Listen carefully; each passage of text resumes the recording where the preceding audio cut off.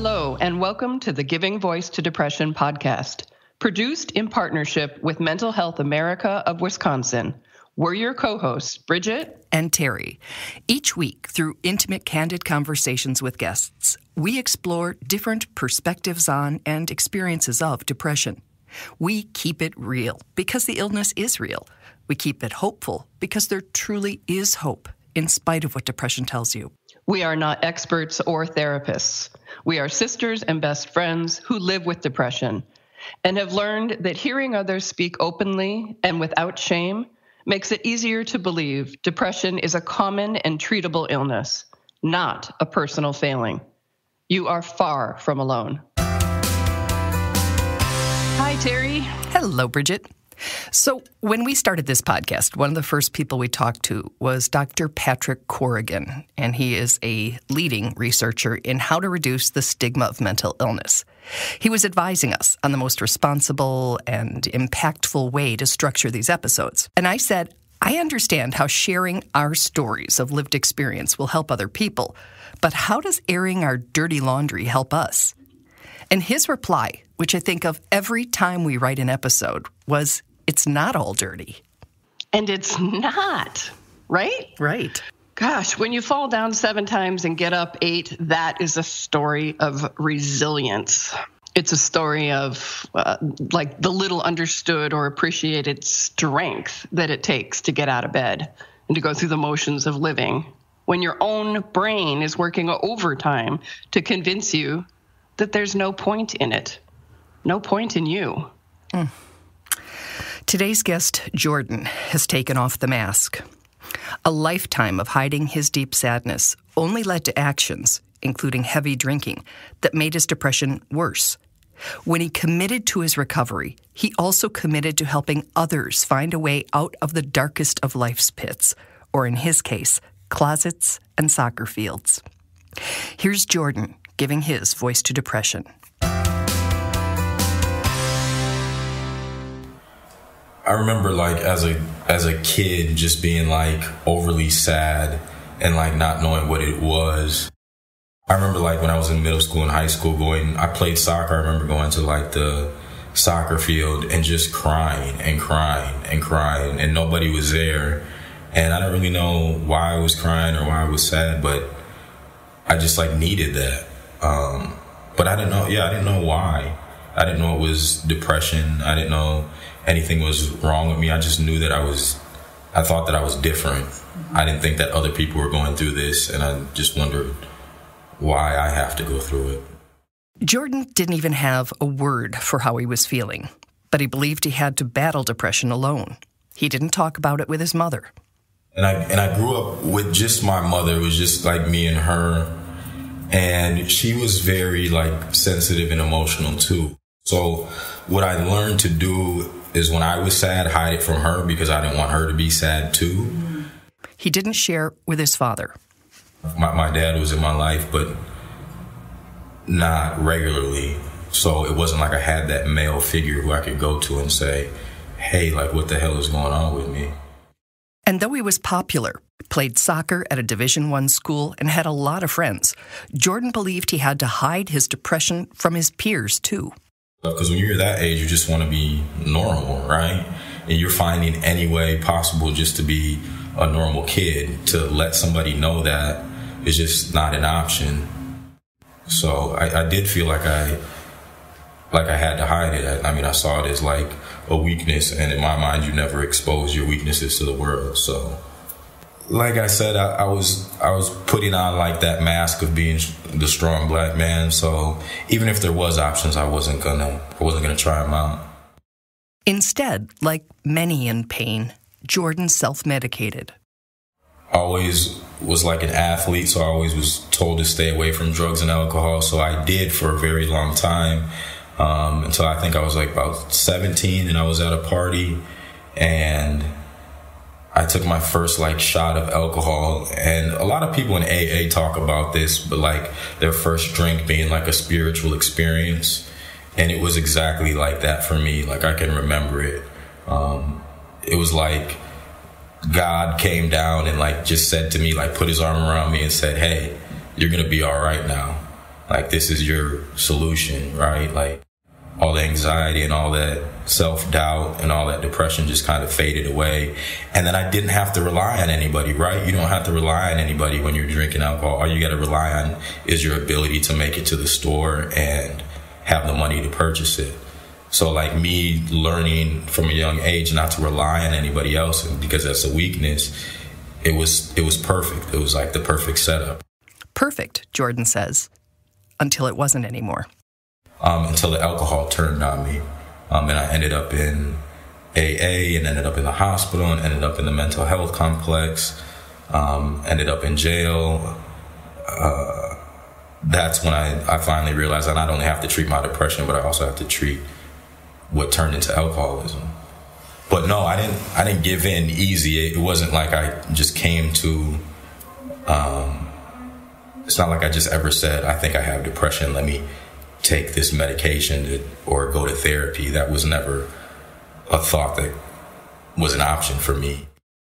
The options Jordan did utilize don't all make sense in his current sober, non-depressed world. So every time I would drink and I would be depressed, I'd turn off my cell phone. I didn't want anybody to know where I was or what I was doing or that I had relapsed or, I just wanted to be solitary. And along with my depression came severe anxiety. So I would hear somebody like open the door, or knock on the door, or ring the doorbell, or somebody be downstairs, just normal noise that any person who's ever lived in a duplex hears. And I would hide in closets a lot. I mean, that's what I did. It was crazy. I'd be in my own house, hiding in my own closet. And I was so sick, like I thought that was a viable solution, you know what I mean? It wouldn't be until Jordan was hospitalized after a suicide attempt that he was formally diagnosed with depression and put on medication to manage it. But your medication doesn't work when you're drinking along with it, because alcohol is a depressant. Does it work now after I stopped drinking and I've been 3 years sober? Absolutely. And I take it every day, and I make sure I take it every day, and I know that I need it. But back then, even when I was taking it, I took it sporadically. And I think that's a problem with a lot of people, right? They think that they just can take it here and there, or they can take it and still drink, or just take it and still use drugs, or take it and not go to therapy. So I was taking it sporadically, but I wasn't seeing the benefits of it. And then that was just an extra excuse for me to say, hey, this doesn't work anyways. Jordan existed like that until one fateful day when, sitting in his place, which he says was dirty and dark because his electricity had been cut off, Jordan begged God to take him. And I had done that a million times, so after begging to die, I was like, okay, if you're not going to kill me, God, can you please give me a solution or help me out of this? I don't know why my mom showed up. She often showed up to just check on me, but she showed up. His mom brought him to the hospital for detox, and this time he was ready. And then that's when I made the decision to start taking AA super seriously, and that's kind of how I got sober. And that was about three years ago in a couple months, and ever since then I've been sober and then now able to manage my depression correctly. Congratulations. Yeah. That is not the end of Jordan's story. It's another beginning. In addition to what Jordan experienced and learned over those years, he also earned a master's degree in social work, which he puts to work daily as part of a county crisis mobile team. I think in the back of my mind, I always knew that if I got sober, that could be my greatest asset, is because that's what you hear nowadays from anybody who's unwilling to go see somebody and willing to go get help, is the person on the other side is not going to understand what I'm going through. And that's a perfectly legitimate concern, because they probably don't know what you're going through, because they probably haven't gone through it, because if they have gone through it, they wouldn't be on the other side of the desk, right? They would have not made it that far, because very few people do.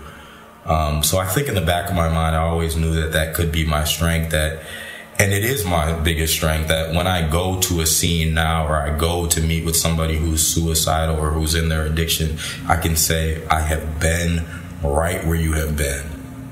And I think that automatically makes a connection that can't be broken, or develops a trust that there otherwise wouldn't be. It's a really powerful shift when the things we considered our secret weaknesses or dirty laundry become keys to open the locked part of someone else's life and struggle. There's also something personally healing about providing something you needed but never received. Part of the reason why I was hiding in the closets is because I didn't want to go to a hospital. I didn't want to go anywhere to get help. That was the last place I wanted to be, because that exact reason. I felt like people there were judging me and people there didn't understand. And hospitals, I mean, if you've ever been there with super bad anxiety or super bad depression, they're not very therapeutic places. I mean, I think that's something that we have to address as a nation, right? Like, it's not a therapeutic place to be. Nurses are usually like burnt out. They have 1 million patients. Doctors, the same thing. You got 100 different machines beeping.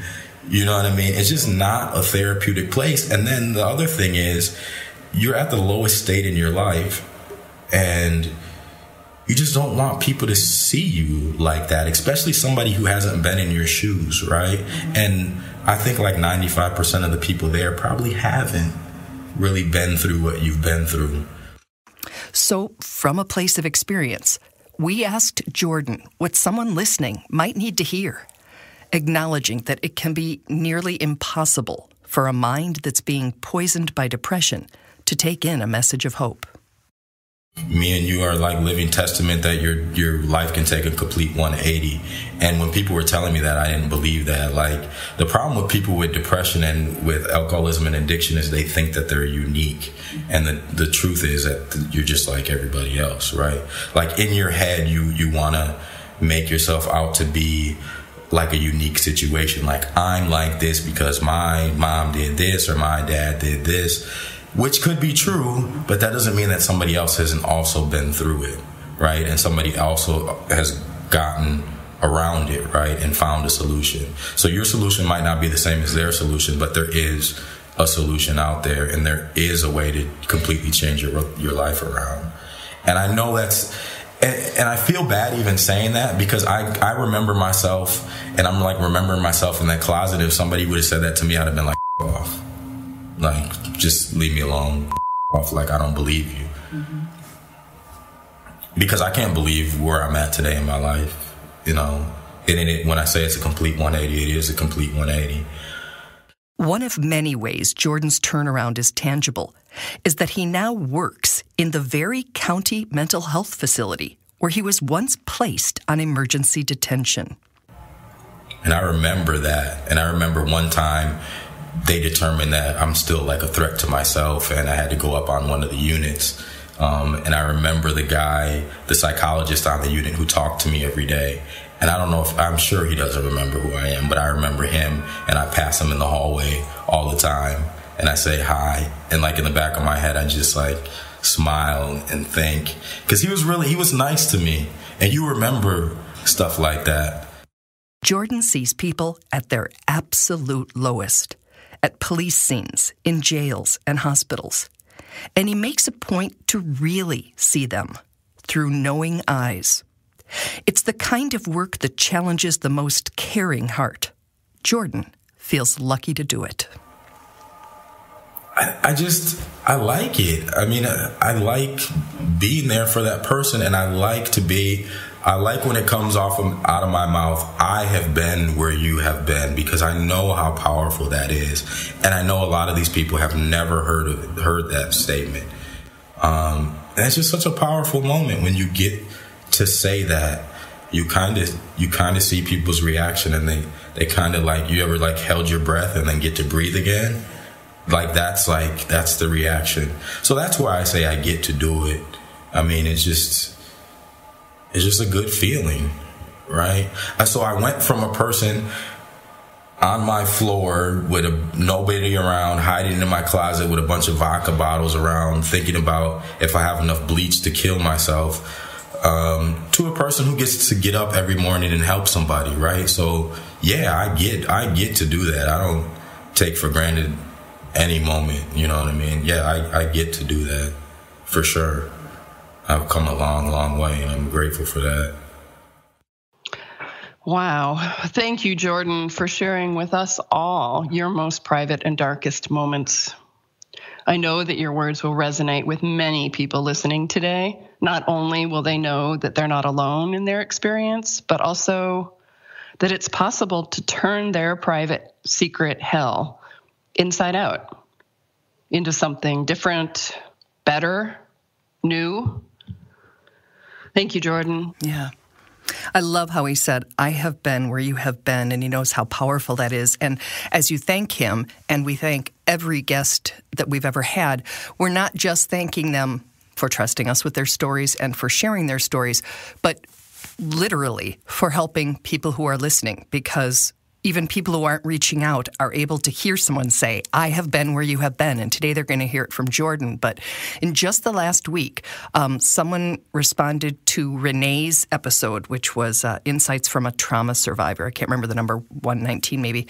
And the woman wrote and said, I've never dealt with my trauma, and that hearing Renee's story had, I don't know if it's motivated or inspired or both, her to find a friend who also is in that situation and sign up together for group therapy.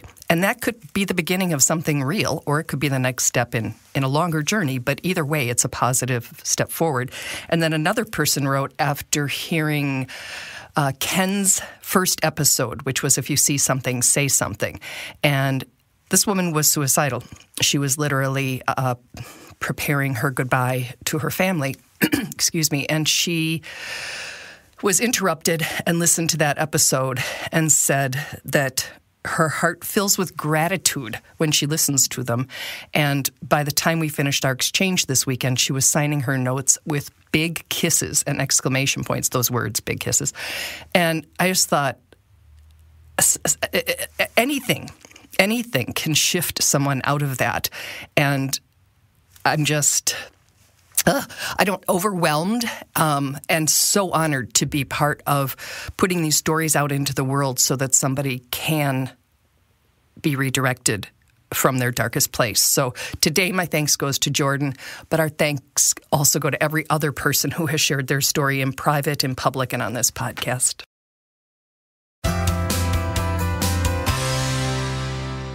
We truly hope that our podcast brings a little more understanding, helps you better articulate your experience of depression, or better understand how to support someone else's. We invite you to join us for daily posts on the Giving Voice to Depression Facebook page and on Twitter and Instagram at Voice Depression.